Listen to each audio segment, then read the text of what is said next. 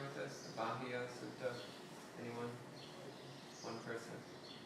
So this is a discourse which is, it's very commonly quoted, right, in that it represents a particular approach to meditation practice, to mind training practice, which very closely resembles the silent illumination practice of Chan Buddhism or the Shikantaza practice of Japanese Zen Buddhism. So it's one of the examples of a place in the suttas where the Buddha gives a very direct, straightforward, uncomplicated, but nightmarishly difficult approach to Buddhist practice. I'll read through the discourse, and I have here the Pali as well, so when necessary I'll refer back to the Pali. And when we get to, in particular, the fifth instructions that the Buddha gave, this short, concise instruction to Bahiya, then I'll be using the Pali text for reference. So the Bahiya Sutta is from the Khuddaka Nikaya, from the Udana. So it's Khuddaka Nikaya 3, number 10. Thus have I heard. On one occasion, the Blessed One was living at Savatthi at Jeta's Grove in Anathapindika's park. On this occasion, Bahiya Daruchirya was living at Suparaka, on the shore of the ocean. He was honored, respected, revered, worshipped, and esteemed, and he received robes, alms food, dwellings, medicine, and medical supplies. Then when Bahiya was alone in retreat, this thought arose in his mind. There are beings in this world who are arhants, or are on the way to becoming arhants. I am one of them. So Bahiya was some kind of monastic, though at the time he was not into Buddhism. He was doing some other sort of practice, and it's not clear in the sutta what he was doing. But whatever he was doing, he was well respected and well supported. And he seems to have thought that he was on the path to awakening. The sutta continues. A deva who used to be one of Bahiya's relatives knew what Bahiya was thinking. And out of compassion and well-wishing for Bahiya, he approached Bahiya and said to him, Bahiya, you are certainly not an arhat, and you are not on the way to becoming an arhat. You aren't even doing the practices by means of which you could be an arhat or on the way to becoming an arhat. So I find this scene incredibly amusing, actually. So just imagine for a moment that you're a contemplative, and you're sitting there meditating, and a deva appears, and you're thinking, oh, if I'm not enlightened, I'm getting close. And a deva appears and is like, no, you're not enlightened, you're not even close, you're not even doing anything that will get you anywhere near close. But Bahiya takes this surprisingly well. So Bahiya says, then who, in this world with its devas, is currently an arhat or on the way to becoming an arhat? And the deva replies, Bahiya, in the northern country there is a city named Savatthi.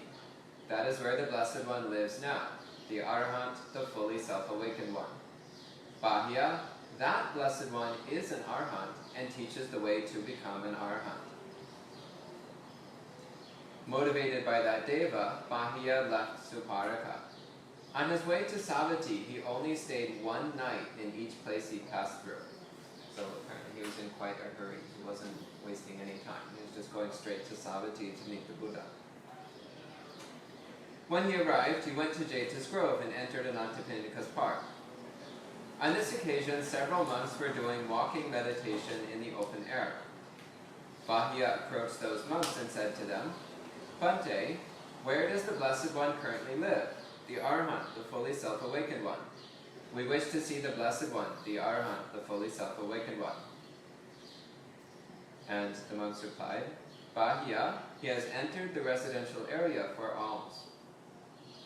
Then Bahiya went through Jeta's Grove, leaving it behind and entering Savatthi. There he saw the Blessed One going for alms in Savatthi. inspiring, his appearance peaceful, his mind peaceful, with the utmost self-mastery and tranquility, trained, restrained, self-controlled, and majestic. Having seen the Blessed One, he approached him and lowered himself to the ground with his head at the Blessed One's feet, saying, "Teach me the Dhamma, Bhante, Blessed One. Teach me the Dhamma, Sublime One, for the sake of my long-term benefit and happiness." When this was said, the Blessed One said to Bahiya, "This is not the time, Bahiya. I have entered a residential area for alms." A second time Bahiya said to the Blessed One, "Bhante, it is hard to know how long the Blessed One's life will last, or how long my life will last. Teach me the Dhamma, Bhante, Blessed One. Teach me the Dhamma, Sublime One, for the sake of my long-term benefit and happiness." A second time the Blessed One said to Bahiya, "This is not the time, Bahiya. I have entered a residential area for alms." A third time Bahiya said to the Blessed One, "Bhante, it is hard to know how long the Blessed One's life will last, or how long my life will last. Teach me the Dhamma, Bhante, Blessed One. Teach me the Dhamma, Sublime One, for the sake of my long-term benefit and happiness." And this time the Buddha replies, "Therefore, Bahiya, this is how you are to train yourself." Now, so pay attention. This is the fifth instruction that he gave to Bahiya. "In the seen, there will be just the seen. In the heard, there will be just the heard. In the sensed, there will be just the sensed. In the cognized, there will be just the cognized. Bahiya, this is how you are to train yourself." That's the instruction. And the Buddha goes on. "Bahiya, when it is like this for you, in the seen there is just the seen, in the heard there is just the heard, in the sensed there is just the sensed, in the cognized there is just the cognized. Then, Bahiya, there will be no you in terms of this. When there is no you in terms of this, then there is no you there. When there is no you there, there is no you here or beyond or in between. Just this is the end of suffering." That's the Buddha's instruction to Bahiya. Then while the Blessed One was teaching this brief Dhamma teaching to Bahiya, Bahiya's mind was liberated from the corruptions by means of non-attachment.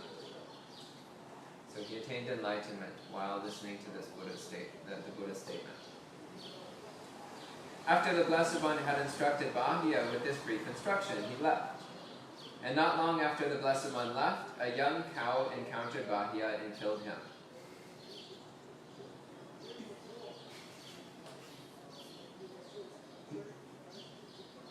Then after the Blessed One had gone for alms in Savatthi, had eaten his meal and was returning from alms round accompanied by several monks. When he left the city, he saw that Bahiya had died. When he saw this, he said to the monks, "Monks, take Bahiya's corpse, put it on a pallet, take it out, and burn it. Then build a monument." "Monks, one of your fellow spiritual practitioners has died." "Yes, Bhante," those monks replied to the Blessed One. They took Bahiya's corpse, put it on a pallet, took it out, burned it, and built a monument. Then they approached the Blessed One, paid respects to him, and sat to one side. When they were seated to one side, they said to the Blessed One, "Bhante, Bahiya's corpse has been burned and a monument has been built. What is his destination? What is his next life?" "Monks, Bahiya was wise. He practiced Dhamma in accordance with Dhamma. He did not concern me on account of the Dhamma. Monks, Bahiya has attained final Nirvana." Then the Blessed One, having understood this matter, made this proclamation at that time. And pay attention here. "Where water, earth, fire, and wind have no hold, where stars do not shine and the sun has no radiance, where the moon does not glow, and darkness cannot be found. When one personally knows this, a sage, a holy person of true wisdom, then from form, formlessness, pleasure, and pain they are free." So that's the end of this discourse. Did anybody attain enlightenment while listening to this discourse? No? Okay, me neither. And I've heard this one many times. So let's look a bit more closely at what the Buddha is saying here. So the instruction that he gives to Bahiya is, in the seen there will be just the seen. In the heard there will be just the heard. In the sense there will be just the sensed. In the cognized there will be just the cognized. So what he's referring to here is the practice of not adding anything extra to one's experience. So this is incredibly challenging. So normally the moment we hear something, what do we do? Well, actually the very first thing we do is we react. We identify it and we react with either desire, aversion, or apathy. So these are our two immediate initial responses. So the first one is, actually the very first one is labeling it as something we like, don't like, or don't care about. So that's our first reaction. So it's already adding something extra. Sound is just sound. It's not inherently good or bad, pleasant or unpleasant. It's just sound. But we immediately add something extra to it. We add to it liking and disliking. Then we label it. We call it the sound of birds, or the sound of cars, or the sound of people, or whatever it is. But actually, even before that, with the hearing, there's already the reaction of, I am here, that sound is over there, I am hearing that sound over there. So it's worth noting that the Buddha here, he doesn't say, when you hear something, there is just you hearing something. That's not how he phrases it. What he says is, in the seen, there is just the seen. In the heard, there is just the heard. In the sense, there's just the sensed. In the cognized, there's just the cognized. So then there's absolutely no statement here of me hearing that. It's simply this immediate experience, which is unowned, unclaimed. It's not personalized in any way. There's simply the recognition of what's happening without identifying self and other, without identifying a perceiver and an object. There's a recognition that there is something happening, but without putting a sense of self into it. So that's on the most subtle level of this, is not putting a sense of self into it. And that's actually what the Buddha means with the second portion of this statement, where he says, there will be no you in terms of this. He's saying we're not saying, I am hearing that, I am seeing that, I am over here, the object that's being seen is over there. We're not going into that at all. There's simply the seen. There's simply the process of seeing identity into the middle of it. That's the most subtle and challenging layer of this style of practice. So a step up from that is the practice of equanimity.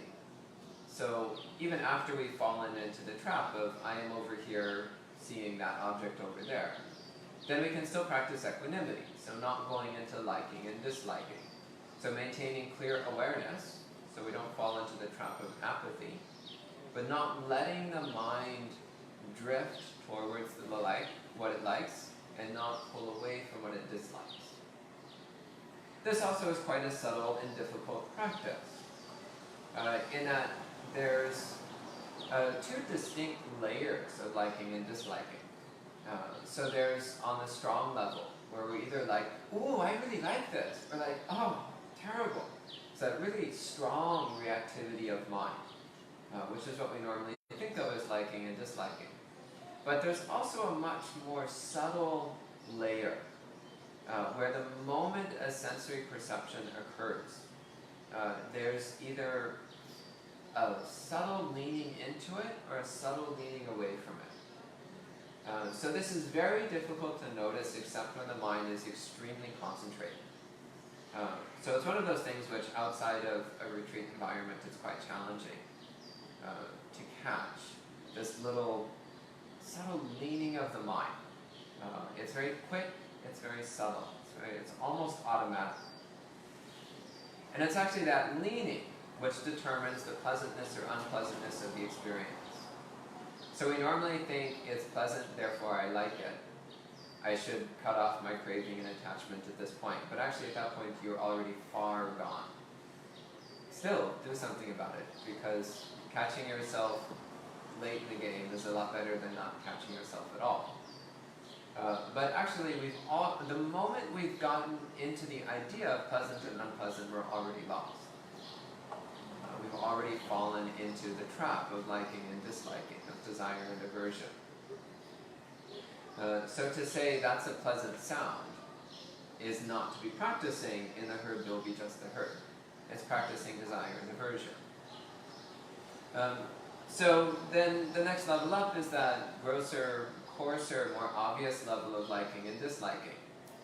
So we notice, oh, I really like that sight, so I'm letting my eyes rest on it a little bit longer than I do on other things. So this is something that we notice all throughout the day, actually, when we start to pay attention. Like as you're walking down the street, you might see something that appeals to you. And so naturally we give it more attention than everything else. Maybe just a little bit more. Maybe our eye lingers on it for 1/10 of a second longer than it does on everything else. But that's still allowing our defilements to control our mind. That's still allowing our inclinations, our underlying tendencies towards desire and aversion to control our actions. So that's not the practice of in the scene there is just the scene. That's the practice of I like it, therefore I'm going to linger on it. So that's not a Buddhist practice, actually. Lingering on what we like is just attachment. It's just obsession. So this is, again, it's a very challenging practice. It's a very challenging practice to give equal attention to all things that we encounter. To not let the mind linger unnecessarily on what we like, and to pull away quickly from what we dislike. Or to linger on thoughts that we like, or to try to crush or push away thoughts that we dislike. So when I say sensation, again, that doesn't apply just to physical sensations, it also applies to whatever comes before the lens of the mind. It applies to every thought and emotion and memory and whatever else drifts through the mind. So whether it's something seen, heard, smelled, tasted, touched, or thought, it all fits within the same domain of practice. So then the next level up from that is the identification. So this is where we put names and labels on things, saying like, oh, that is a car, or that is the sound of a bird, or that is a smell of a flower, or that is the thought of what I need to do tomorrow. So at that point, once again, we're not doing a practice of in the scene there's just the scene, and the herd there's just the herd, and so on. Then we're doing the practice of thinking about things. So this also happens quite quickly. This is something where when we see something, we tend to almost immediately go into the labeling process. We almost immediately start to pull up our memory associations with whatever we're seeing, and to start to build a story around the sensation. Again, if we catch ourselves pretty quickly, then we can keep the story from getting out of hand. If we don't, it can become quite full-fledged in a very short amount of time. Maybe you see someone, and in a very short amount of time, we have this whole story in our mind about what they're feeling, and what they're thinking, and what they're going through, and what maybe happened to them earlier today, and what they might be off to doing next, and what their personality is. But that's all just stories in our mind. It has nothing to do with reality. It's just things that we're making up in response to a sensory perception. So the moment we notice it, then we can just recognize it for what it is. So if we see it as just a thought that's drifting through the mind, and we don't get wrapped up in it, and we don't take it seriously, then that moment we're immediately back with our practice. On the other hand, if then we react to the thinking with, oh, I'm such a terrible practitioner getting wrapped up in my thoughts, well, that's also just getting lost in thoughts. that's also just getting wrapped up in attachment and obsession with mental objects. That's also not doing the practice the Buddha recommends here. But just recognizing, oh, in the cognized, there's just the cognized. So in thought, there is just thought. That's it. And right there, then we can cut the cycle for an instant, for a moment. So this practice, on its surface level, it seems like just being aware of sensation. On its surface level, it just seems like mindfulness and equanimity. But the Buddha is talking about a much deeper practice here. He's talking about developing the perception of not-self in regard to sensory experience.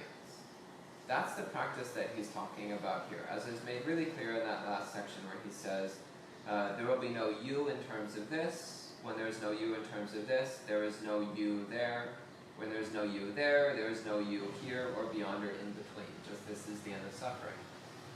What he's talking about is developing a perception of not-self in relation to all sensory experiences. So not layering anything extra on top of the experience, and seeing the experience in that moment as not being who we are. This is the practice that he's talking about. So again, the relation that this has to the practices that are found in Chan Buddhism and in the Soto Zen school of Buddhism is that it is this immediate, direct, present moment realization of absolute truth. So it's cutting right through all of the support practices that we normally engage in Buddhist practice. So the Buddha here is not talking about the cultivation of concentration. He's not talking about the gradual development of wholesome mind states. He's not talking about building up mindfulness of particular domains. He's cutting directly to the heart of the matter. How in every moment, in every sensory experience, we add a sense of self. And then we start layering storylines and defilements on top of that. And so what he's pointing to is that means in every moment of sensation, we have the opportunity to break this cycle. In every moment of sensation, we have the opportunity to immediately, right in that moment, to recognize that there is no me in the midst of the experience. In the scene, there is just the scene. It's not me seeing that. It's just seeing. That's it. And this is why Bahiya was able to break through immediately upon hearing this. This is one of those suttas which people also sometimes bring up with a slight note of despair. Like, I've been practicing for 10 years, 20 years, 30 years, 40 years, and I'm not enlightened yet. Bahiya got it in like 10 seconds. This is not fair. How is this possible? And it's true, it's not fair. Sorry. But one thing that's important to keep in mind, first off, Bahiya was already a spiritual practitioner. Again, it's not specified what practices he was doing. But it's possible that he was engaging in practices of renunciation. So he was already cultivating some degree of non-attachment. He was already working on diminishing the idea that happiness is found in sensory experiences. He may also have been cultivating concentration. So the Deva who came to him simply said, you're not on the path to enlightenment. Well, concentration by itself is not a path to enlightenment, but concentration is a support to the development of the path to enlightenment. So it's possible that Bahiya already had very strong mindfulness and concentration, because mindfulness and concentration by itself does not lead to enlightenment. They're important elements of the path, but by themselves they are not the path. So Bahiya may also have had very strong supporting conditions from past lives. This is another thing that on its surface seems unfair, but in actuality it's eminently perfectly fair. Which is that we don't all start on an equal playing field. So some of us have been practicing intensively for countless lifetimes, and some of us have not been. Some of us have just gotten started. So naturally then that means that some people will make very rapid progress, and some will make very seemingly not so rapid progress. But the difference is with the starting conditions.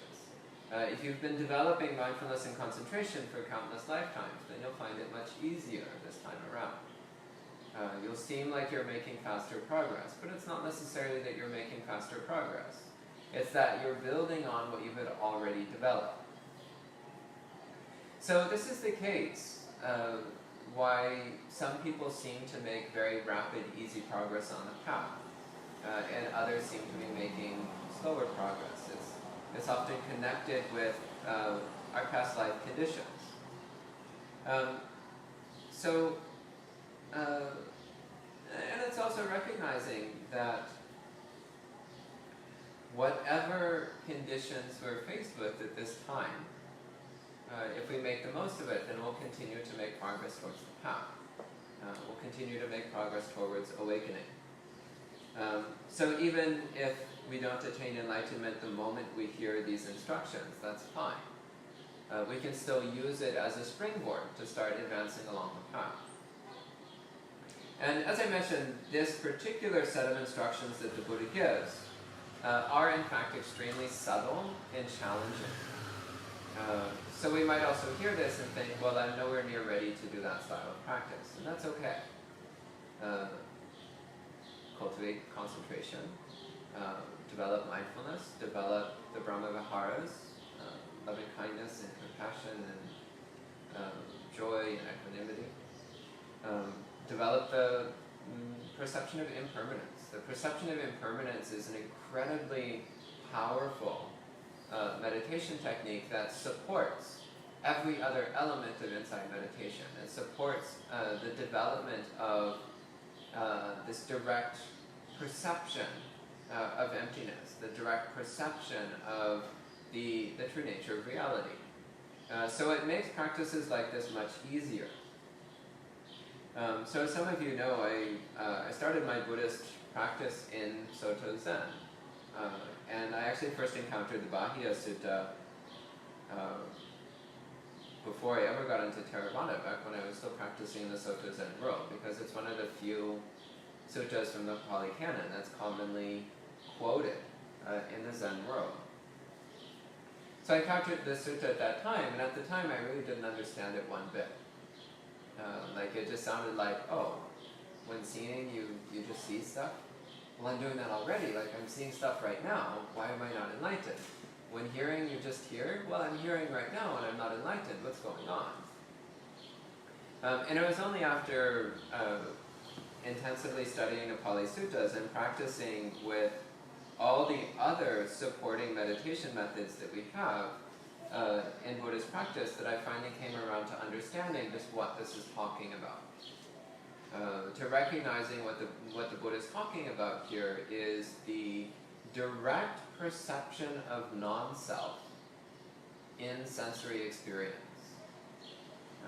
So again, this is a very challenging and difficult meditation practice which relies upon having already developed strong mindfulness, strong concentration, strong equanimity, which relies upon already having relinquished attachment to sensuality, attachment to aversion, having already cultivated a bright, alert, and stable, peaceful mind, which relies on having already developed a very strong right view, already having developed a strong, clear understanding of the three characteristics. So, anicca, dukkha, and anatta, so impermanence, unsatisfactoriness, and not self.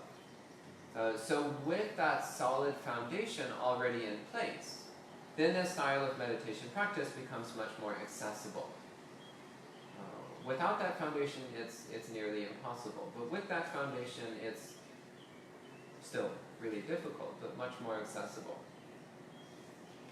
So I'd also like to speak a little bit about the Buddha's final exclamation. So after Bahiya died, so first off, just recognizing here that the Buddha had Bahiya treated as a monk, even though he was not a Buddhist monk, because he attained enlightenment following the Buddha's teachings. He had the other monks treat him with the same honor and respect that they would a fellow monk. It's also one of the few places in the suttas where the Buddha directly talks about stupas. So where it says here, build a monument, the word is in Pali it's tupa, which in Sanskrit is stupa. So he actually said, cremate Bahiya and build a stupa for him. So it's one of the few places in the suttas where the Buddha mentions stupas. But this final statement he made, he said, where water, earth, fire, and wind have no hold, where stars do not shine and the sun has no radiance, where the moon does not glow and darkness cannot be found. So this is an important statement because up till now it just sounds like negating. No stars, no sun, no moon, so it must be dark, right? But he also says, also darkness cannot be found. So what we're talking about here is neither light nor darkness. It has nothing to do with this polarity of opposites that we're normally used to thinking in. Also, he says, where water, earth, fire, and wind have no hold. So he's not saying there is no physicality, but rather he's saying physicality has no power, no dominance, no control. And he says, when one personally knows this, so personally knowing that which is beyond the duality of existence and non-existence. So that's what he's saying here. So personally knowing what's called the Nirvana Dhatu, Asankata Dhatu. So that element which is unconditioned, which is beyond the conditioned world, which is not composed of discrete, separate objects. So directly knowing emptiness, directly knowing that underlying, unifying nature of reality, that which is neither things nor the absence of things, that from which all experience can be said to be made. Again, this is where we can see a clear connection with the schools of Chan Buddhism, with the Zen emphasis on understanding emptiness, on understanding that which is beyond both existence and non-existence. Which is also touched on in the final statement the Buddha says here. He says, when one personally knows this, a sage, a holy person of true wisdom, from form, formlessness, pleasure, and pain is free. So from both form and formlessness, so from both existence and non-existence, so not being stuck in these two polar opposites that we normally fall into. So the Buddha also talks about this in many, many other suttas. So this is actually a very important point, because one common statement that's made is you can't find teachings on emptiness in the Pali Canon. But of course you can, they're all over the place. It's just the Buddha doesn't normally use the word emptiness. Like here the Buddha is talking about emptiness, but he doesn't actually say the word sunya or sunyata. But this is clearly exactly what he's talking about. So it's directly recognizing the Nibbana Dhatu, so the element of Nibbana. So the Buddha refers to this in many places throughout the suttas. So normally we're used to thinking of the world in terms of separate objects, in terms of me and not me and that. But the true nature of reality cannot be described in terms of separate objects or conditions. This is one layer of experience. This layer of me seeing that, me hearing that, me thinking that, and so But that's only one way to view reality, as one perspective on things. So it's the perspective of things existing. So we think this body exists, this cushion exists, this room exists. And that's one perspective, it's one experience. The opposite experience would be of things not existing. And then actually this is quite simple. If you just leave this place, then you will not have the experience of this place existing. You'll only have it as a mental object. You might have a memory of this place, but you won't have the actual experience of it. So you might say from that perspective, then your experience is of this place not existing. So does this place exist or not exist? Well, it depends upon your perspective. To somebody on the other side of the world who's never even heard of this, then this place definitely doesn't exist. 100 years ago, this place did not exist. 100 years from now, it probably won't exist. So it all depends upon our reference point. So when we take the reference point out of the equation, then the concept of existence and non-existence becomes completely meaningless. So the reference point is our sense of self. So I exist here, this body and mind, at this place and time. That's our reference point. And from this reference point, then reality crystallizes into a particular set of things existing and not existing. But that's entirely dependent upon the reference point of me. So when we take the reference point of me out of it,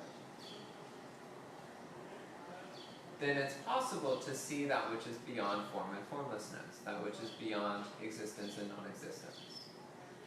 So that's what the Buddha is speaking about in this sutta. But it starts with this incredibly simple practice. So in the seen, there is just the seen. In the heard, there is just the heard. In the sensed, there is just the sensed. In the cognized, there is just the cognized. So we can actually take that. So I spoke about different layers of practicing that, starting from very subtle, moving all the way up to very coarse. Well, if we're at the level of the very coarse, that's fine. Start there. And keep trying to refine this practice. Keep trying to bring the mind closer and closer to the root of sensory experience. So instead of being lost in the complex structures that we build around the sensory experience, keep trying to bring it back to the root experience itself. And recognizing at that root, there is no me in that. There's just the seen, the heard, the sensed, the cognized. There's no me to be found there. So whatever layer we're at, we practice at that layer. So that's another thing that's remarkable about this particular teaching that Buddha is giving, is that it can apply on whatever level of practice we're at. So when we're working on a very coarse level with a very scattered, distracted, disturbed mind, then we can already start practicing. In the seen, there is just the seen. And we'll start to develop mindfulness, concentration, and equanimity. And as our mindfulness, concentration, and equanimity grows, then we can practice on an increasingly subtle level. And we can start to recognize the impermanent, insubstantial nature of the experience. We can start to recognize the experience itself, independently of concepts of self and other. So over time, if we stick to this practice, then gradually one naturally moves closer to the subtler and subtler levels of this practice. One gradually moves closer and closer to the perception of not-self. Though that also depends to a large degree upon the cultivation of right view. So the Buddha speaks all throughout the suttas about the incredible importance of right view. Speaking of right view as being the foundation of practice. Without having a thorough, clear understanding of the underpinning framework of Buddhism, then it's incredibly difficult to make anything more than superficial progress along the path. So without having a clear intellectual understanding of principles like causality, impermanence, and not-self, then we're very unlikely to get much beyond a superficial layer of being a little bit happier.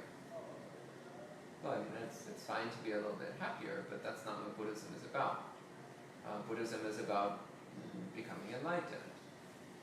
So for that to be possible, it's necessary to understand these core principles, these core underlying concepts that determine the viewpoint of Buddhist practice.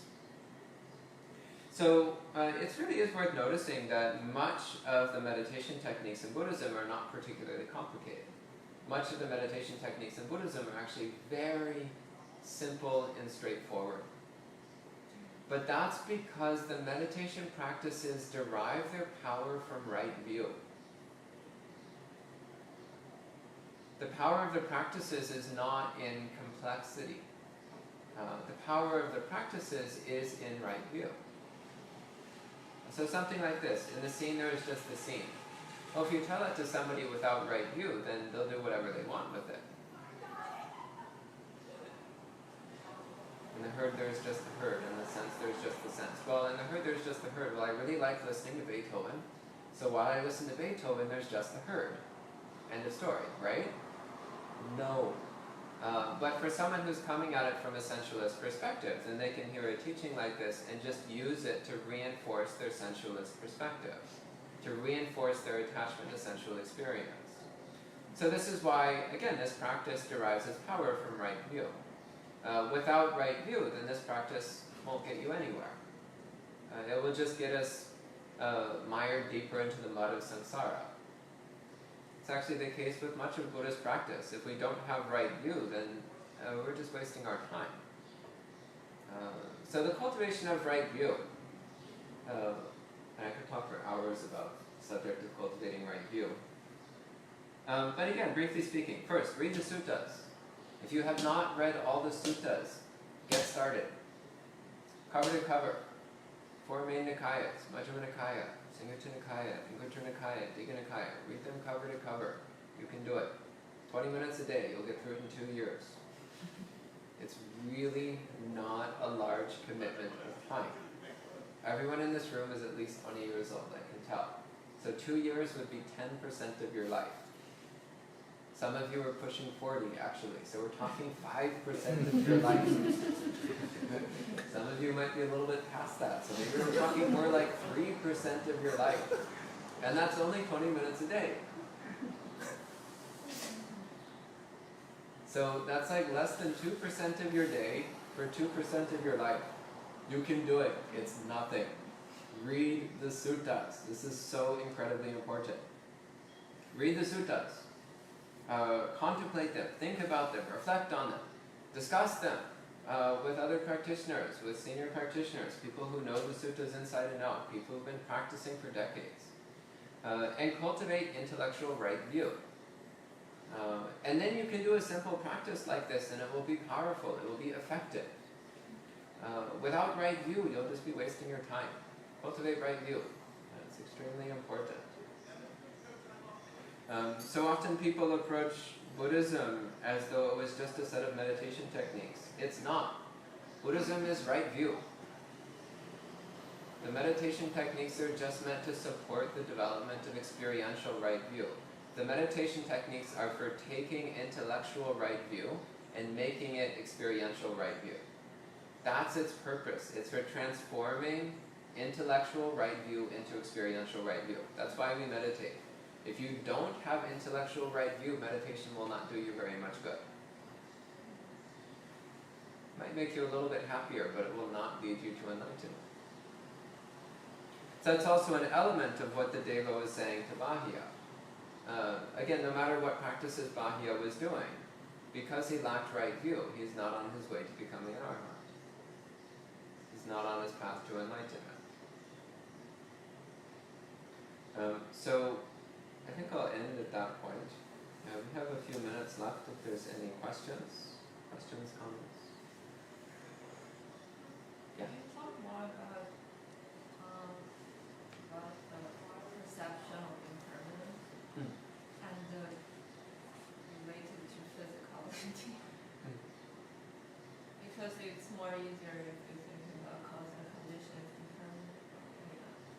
Time, and if you think about time, it's more impermanent. Yeah, so thinking about it over time is a way of starting to develop confidence in impermanence.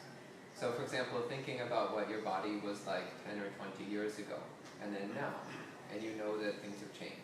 Or your mind, you look at your mind, your opinions and beliefs and ideas and preferences a few years ago versus now, and you can tell it's changed. So that's a starting point. But the perception of impermanence is something that we do in the moment. So we start with mindfulness and concentration. So focusing your mind on your body, for example, feeling your body intensely and clearly right in this moment. So noticing, feeling the sensations of the body. And as you watch them, notice that those sensations are changing moment by moment. And the closer you pay attention, the more clear this becomes. So in the beginning, it's a bit on the less obvious side. So like you can feel the wind moving across the surface of the skin. But maybe not paying very much attention, it feels like the rest of the hand is a solid, stable, persistent object. But as we pay closer attention, then we recognize that actually there's nothing solid or stable here. There's a constellation, a collection, a group of about, I don't even know how many, thousands of individual points of sensation. And each one of those individual sensations blinks in and out of existence like that. Comes and goes extremely quickly. So as we pay closer attention, with mindfulness and concentration, looking for change. Because this is also very important in that we're so used to expecting things to be persistent and solid, we expect things to stay the same. So we don't even look to see if they're changing or not. We just expect that they're not changing. So really looking for the experience of change, feeling the changing sensations. And then our perception starts to shift. The perception of the body as being a stable object starts to fall away because that's so clearly opposite to what we actually feel moment by moment. So really paying attention to that constant change in sensation. And the more we look at it, the more obvious it becomes, the more clear it becomes. And you can take this practice all the way.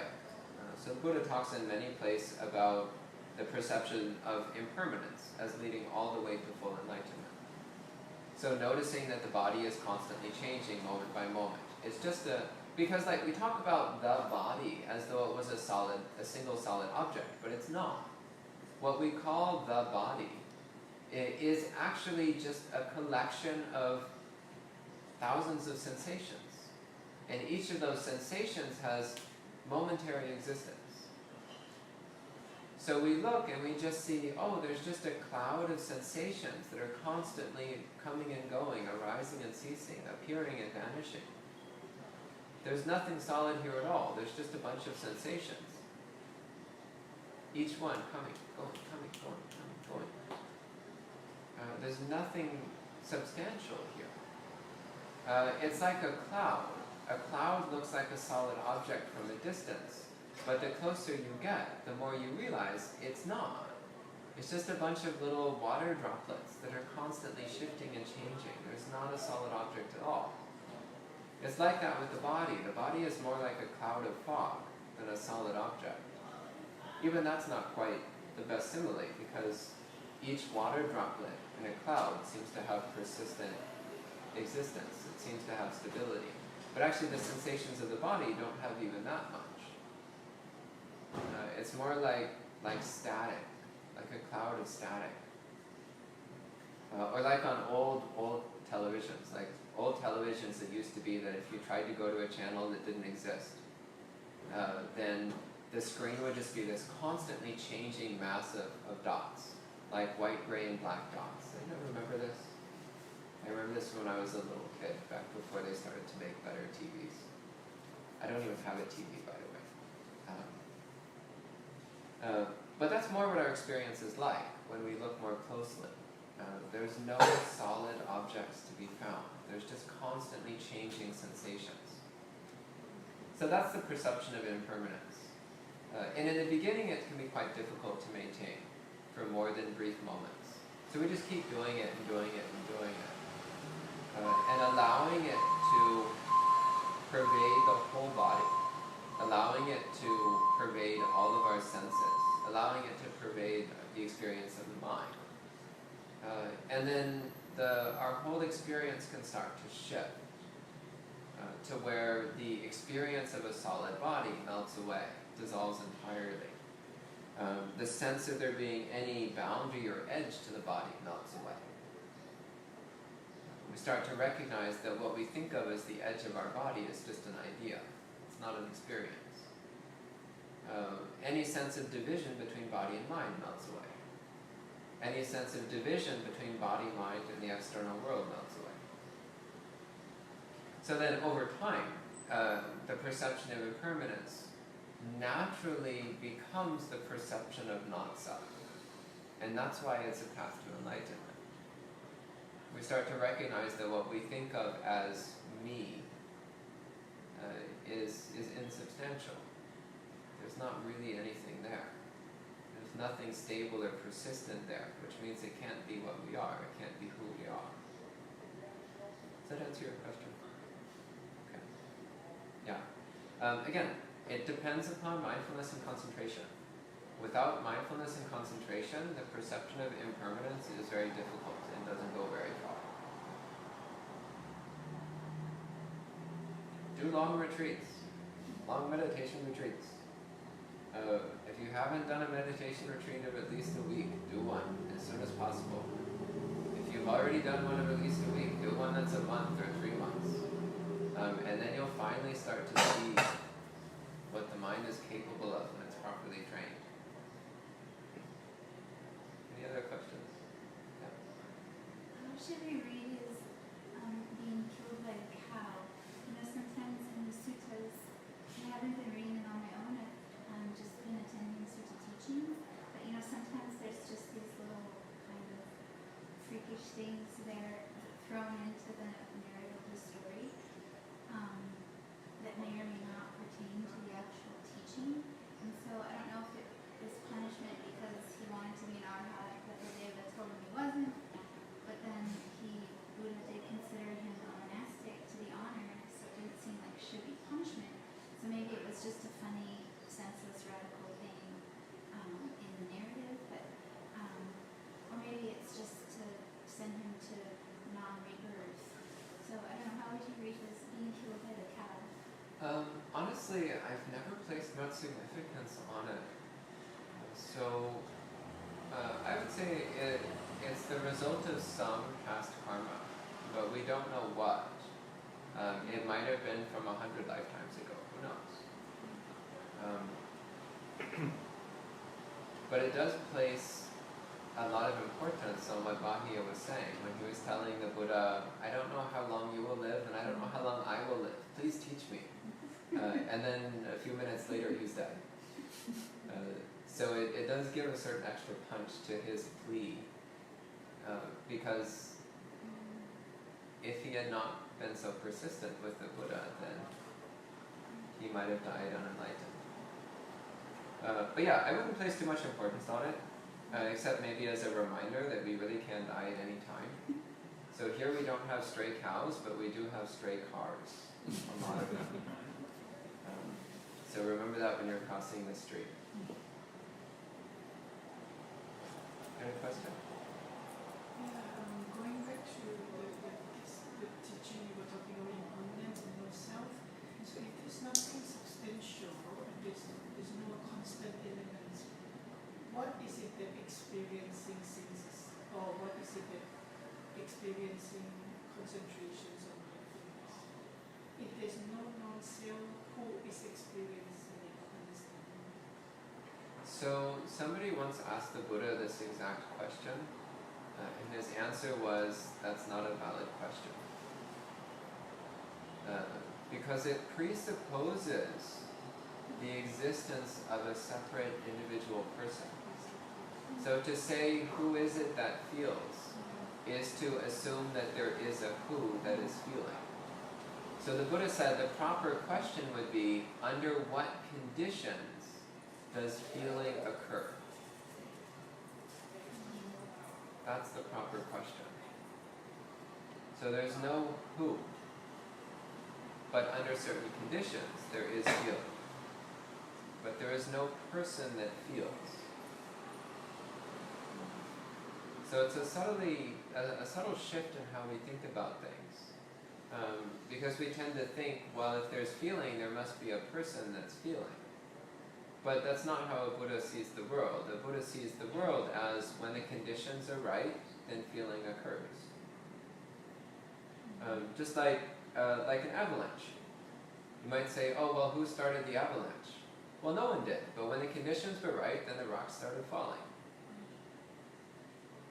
And the snow started falling, or whatever it was. But there's no person that started it. It was just the proper conditions were present, so it happened. So when the proper conditions are present, then feeling occurs. But there doesn't need to be a person who is feeling. There doesn't need to be a me in the middle of it. Okay? Okay, we're just about out of time. So we'll go ahead and